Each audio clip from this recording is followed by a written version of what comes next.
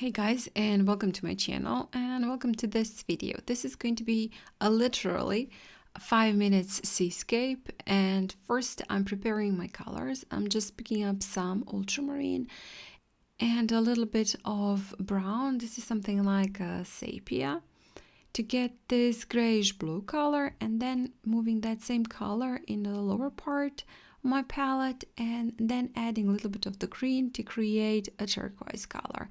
And next to those colors we will only be using one more, and that's warm yellow.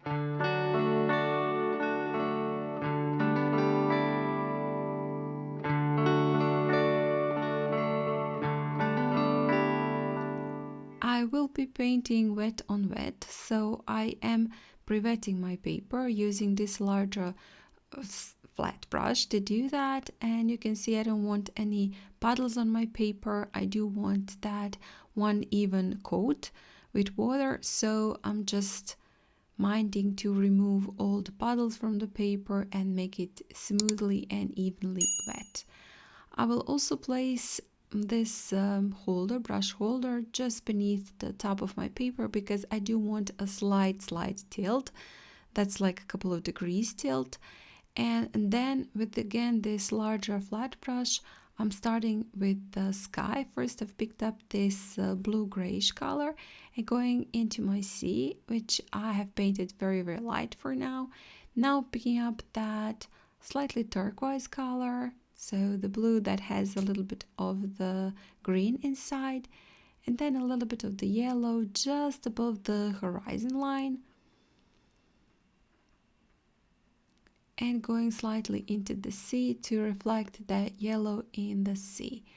I left it to dry completely, and then I'm wetting my paper again, but I'm just using a very little water in my brush and very light strokes. I don't want to move my paint all around the paper, so I'm using a very light stroke. Now I got this liner brush, so you can use any liner brush, any very thin brush you have that doesn't really hold so much water. And I have picked up my paint, which are quite saturated and not really watered down, and painting in the waves.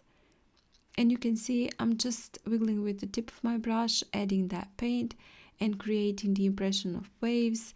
Because I haven't painted the background dark, it just looks like those parts are in the light and the parts that I'm painting right now are in the shadow. Adding a little bit of the blue here and there, and also up all the way to the horizon line. This time I'm using a little bit less saturated paint, adding a little bit more details in between the waves.